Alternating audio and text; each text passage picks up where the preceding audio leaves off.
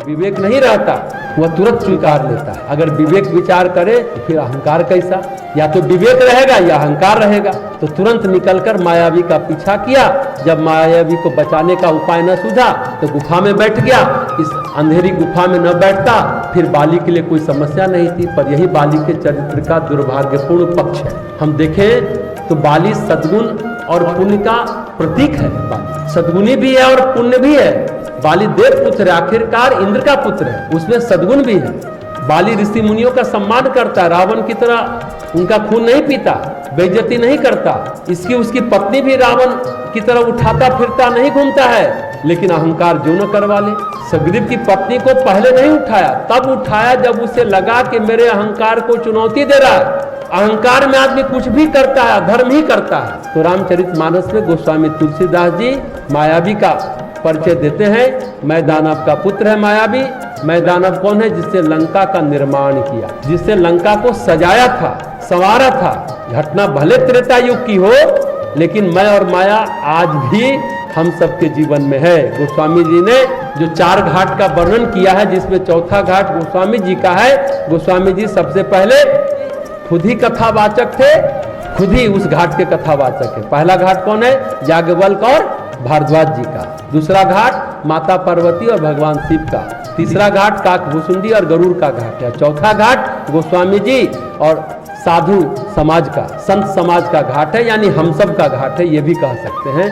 चौथा घाट विनय पत्रिका में गोस्वामी जी मायावी का परिचय भी देते हैं। विनय पत्रिका में ये जो हमारा संसार है, मैं जो शिल्पी है, दैत्यों का, राक्षसों का संसार बसाया है, लंका बसाई है, वैसे ही हमारा मैं यानी हमारा मन भी भांति भांति की लंका अपने अंदर बसाए हुए। मैं और कोई नहीं है, ये हमारा मन ही है। विचित्र विचित्र सपने संजोता है, विचित्र विचित्र काम करता है, विचित्र विचित्र रचना करता है। अर्थात मन ही मैं दानव है।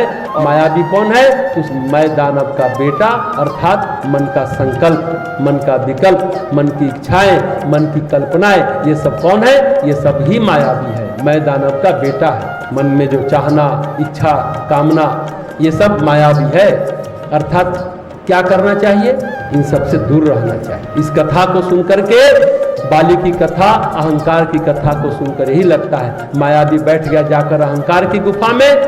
ये मन ही मैं दानव है, मन का बेटा मायावी, यानी हमारा संकल्प, विकल्प, इच्छा, कामना, कल्पना सब माया है। तो साधक का लक्षण नहीं है कि बुराई से भिड़ जाए, व्यर्थ में भिड़ने की चेष्टा साधु लोग नहीं करते। दुर्गुणों से लड़ने के लिए बाध्य कौन करता है? अहंकार करता है। बुद्धिमानी यह है कि दुर्गुणों से बचाव हो, दुर्गुणों से दूर रहना साधक का कर्तव्य है। लेकिन बाली के मन में एक ही नशा छाया हुआ है, मैं पाप का, दुर्गुणों का विजेता हूँ। अहंकार का कोई रूप हो, एक रूप है रावण का, एक रूप है बाली का।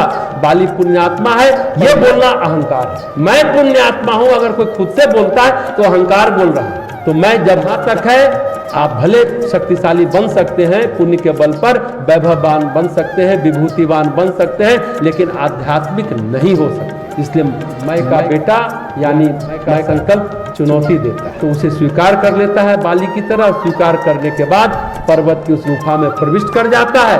यह अहंकार की गुफा का पर्वत किस पर्वत में है? अहंकार की गुफा गर्भ के पर्वत में। विनय पत्रिका में गोस्वामी जी ने उस पर्वत का वर्णन किया है, परम बर्बर ये कहा है। तो ये गुफा अहंकार की है। मायावी इस अहंकार की गुफा में बैठ गया।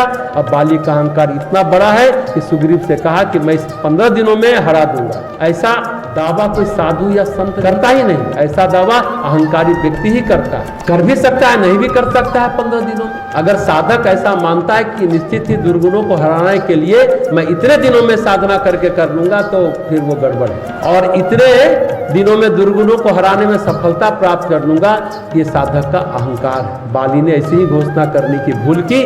परिणाम यह हुआ कि यह घोषणा सुग्रीव के मन में भ्रम की सृष्टि पैदा कर दी। सुग्रीव के चरित्र का उज्जवल पक्ष यह है कि वे अपनी सामर्थ्य की सीमा जानते हैं। वे जानते हैं कि हम इतना कुछ नहीं कर सकते। वे व्यक्ति के भक्ति के लिए ये परम आवश्यक है। अपनी सीमा को जानना चाहिए भक्त को। भक्त के लिए भक्ति के लिए ये बात परम आवश्यक है। सुग्रीव भी चाहते थे तो उस गुफा में बैठ सकते थे, घुस सकते थे, पर नहीं बैठे क्योंकि वो जानते हैं ये अहंकार की गुफा है। सुग्रीव के जीवन की सबसे बड़ी विशेषता है कि पूरे जीवन वो अहंकारी नहीं बने, सबसे बड़ी विशेषता। कुछ उज्जवल पक्ष भी जानना चाहिए, व्यक्तित्व कैसा है।